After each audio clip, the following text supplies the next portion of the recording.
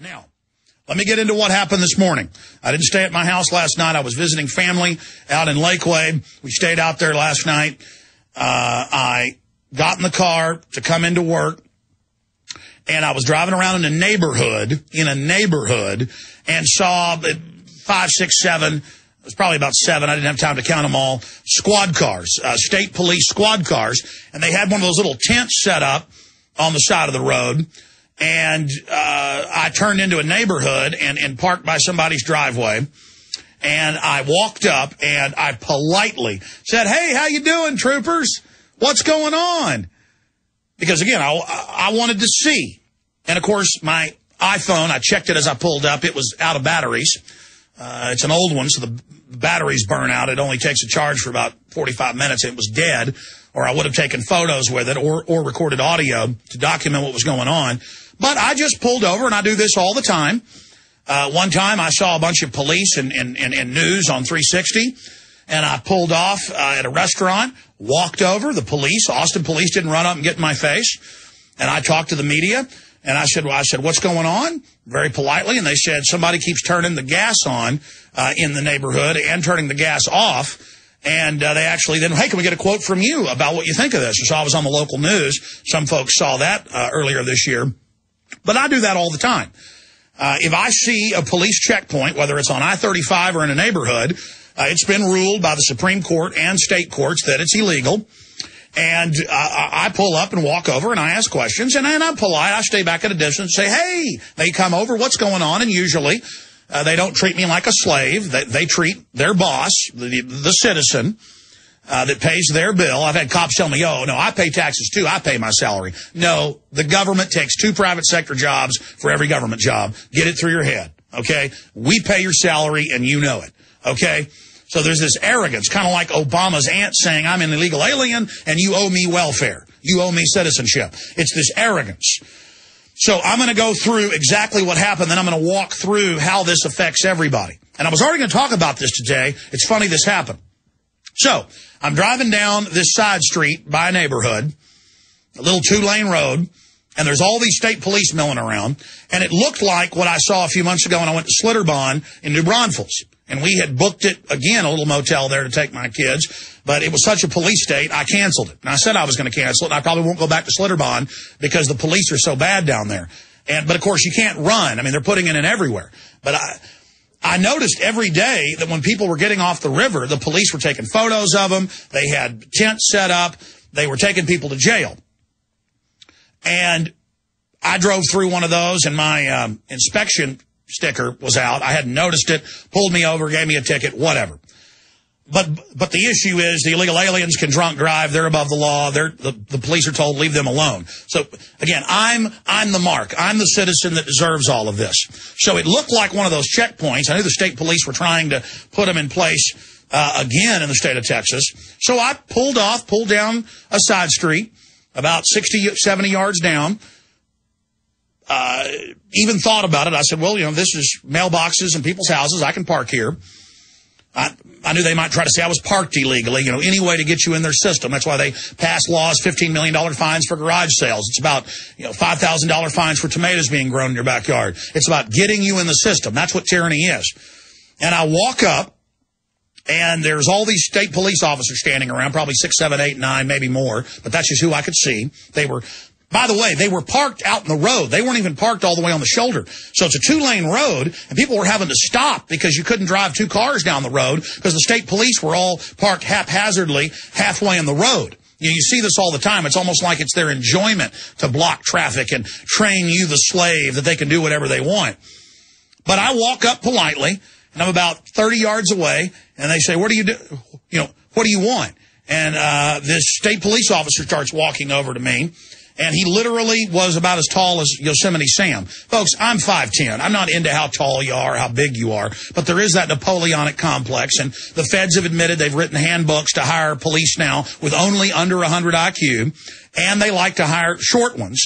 This is on record, who have a Napoleonic complex. You'll notice most of the commanders now are barely pushing 5 feet because they got something to prove. And this guy who literally looked like Yosemite Sam, I mean, he was so little, I thought he was a munchkin, because I'm not big, and he came up to my chest. I mean, I had like a foot on him. Yosemite Sam comes up, and I said, how you doing? And he said, who are you? Like a drill instructor. Who are you? And I said, oh, I'm Alex Jones. He didn't know who I was. I said, I'm Alex Jones. And I was still being nice. And I said, hey, what are you guys doing? Is this a checkpoint? And he goes, none of your business. Get out of here. Just pointed his finger at me and showed his teeth. I mean, how dare a scumbag citizen think this is a free country? You don't talk to a king, a savior, a lord. He said, get in your car and get out of here. And I said, well, you're not being very nice. And I said, I just walked over here and politely asked you what you're doing. And he said, none of your business. I said, get out of here. And he said, you're parked illegally. And I looked back and knew I wasn't. But here he was. This is tyranny, the nature of tyranny. And he was looking like I was about to get scared. And I said, why don't you take me to jail and show me I'm your slave? And then he kind of went, starts putting his hand on his gun. I said, get out of here. Get out of here. And more of the state police start coming over, and some of them were smiling and looking. Obviously, some of them knew who I was. And I said, I'm going to go. But I said, this is why America's dying and falling apart. Because you're on a power trip. And I said, I knew when I came over here you were going to treat me like this. And I was as polite as I could be to you. But I said, you listen and you tune into this radio frequency, the local station we're on. I said, you tune in 1 hour from now. And I got in my car, and boy, they were there getting my license plate and reading it and smiling at me. They love their database. They love it. They love the control. No, it was so good. And then once I got out on Main 620, here came a sheriff's department car. I guess they'd called in, and they got right behind me and were following me. And I was trying to get my phone charged and finally got it working and called Jaron, because I had a, in-car charger. Finally got it to boot up, and I said, Jaron, who knows what's going to happen to me? But they left me alone. But they followed me all the way down 620. All the way down 620. Just let me know, listen, you don't get uppity with us. It's like that movie Ants, where the grasshoppers are sitting around. They go, we got all this food, boss. Why are we going back to fight with those ants? We don't need them to be our slaves. And he said, those puny little ants outnumber us 1,000 to 1. And if they ever figure that out, it's over for us. And so I'm talking to Jaron this morning. He goes, well, guess what happened to me? He's taking some folks to the airport at 4 a.m. this morning. He pulls in to gas up, and he goes in to get a Gatorade, and this guy's trying to break into his car. He goes out and starts yelling at him, saying, stop. The guy starts trying to attack him. Jaron knocks him out, yells at him for about 3 minutes. Knocks him out after the guy swings him a couple times, and Jaron, they missed him. Thug missed him, and then Jaron knocked him out, punched him in the nose. And the police pull up a few minutes later when the guy's getting up off the ground. And the first few police show up, and then it's a female cop. The guy gets up and starts charging her, so she pulls her taser out. He's clearly whacked out of his mind on drugs. And then another cop pulls up and goes, yeah, I heard you screaming and saw that going on. They were right by the access road. One cop saw it and just kept on driving because it wasn't an old lady he could pull over and make a little money off of. No, it was a guy being attacked in a parking lot at 5 a.m. after dropping friends off at the airport. So there you go. I'm going to come back and I'm going to talk to Sergeant Baker. I forgot part of the story. So a puny little ant saw what appeared to be a checkpoint. I didn't know. They may have been doing something else, but it looked like other checkpoints I've seen. I politely park, walk over, wait for one of my kings, my lords, my owners, to walk over, and I politely say, hi, trooper, how you doing? What's going on out here? Who are you? Well, I'm Alex Jones. Get in your car and get out of here.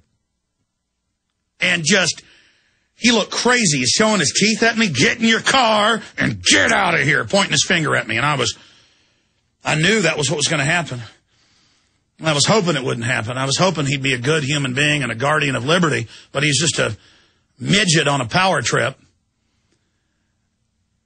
A guy in a John Wayne outfit who's no John Wayne, out there in his John Wayne costume.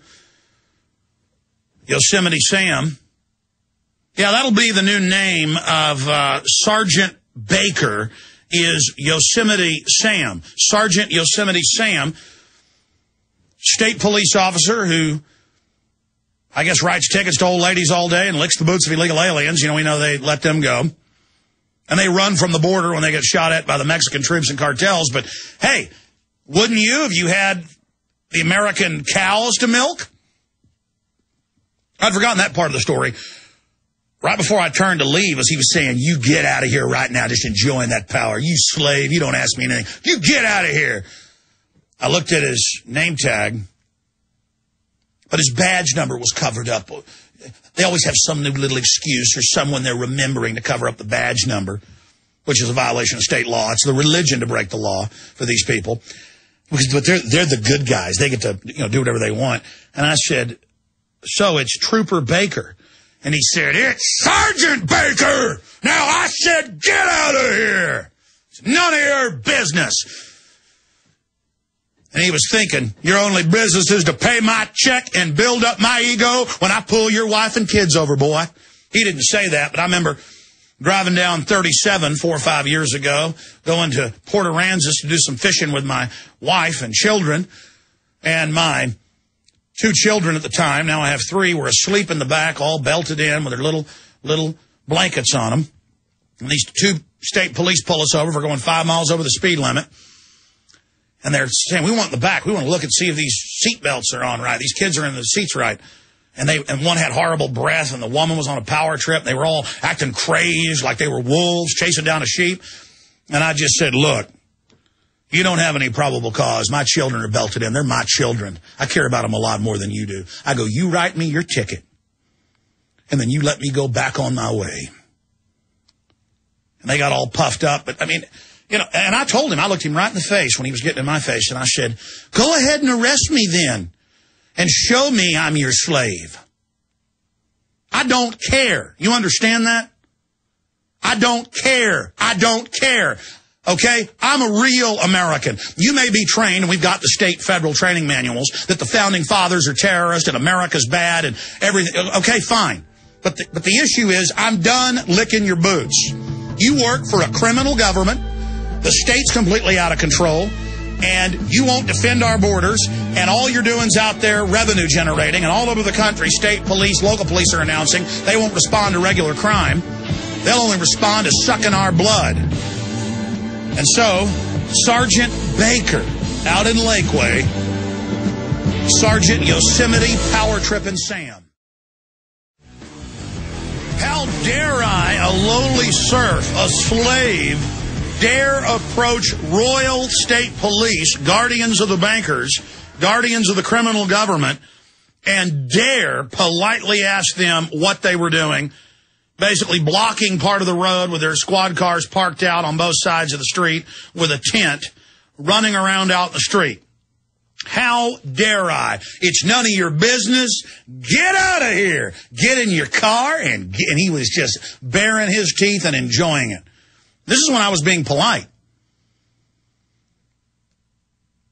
But I gave him a look to let him know I wasn't a slave. And I'm letting him know right now, you're not going to be able to shut down the alternative media. Your federal bosses are trying to pass the Cybersecurity Act to shut down the web and shut down free speech. I don't want to tell bad police, people who are on power trips, people that get into it because they enjoy exercising power over people. Don't worry. You think you're big and bad and tough? Your bosses above you are going to take all your pension funds, and you're going to love it. They're already taking all the dead veterans' benefits, stealing them. That's mainstream news. They're already destroying the country, and they're going to destroy you right along with it. So you go ahead and think you're on the winning team. You go ahead and enjoy your embarrassing power trip. You know, why is it that big cops, I've never seen them be out of control. It's always midget men or little tiny women, and a lot of little cops are nice too, that are completely out of their minds. Because they got something to prove. And the way he said, it's Sergeant Baker. I mean, he said, it's Sergeant Baker. How about King Baker? How about God Baker? How about Creator of the world?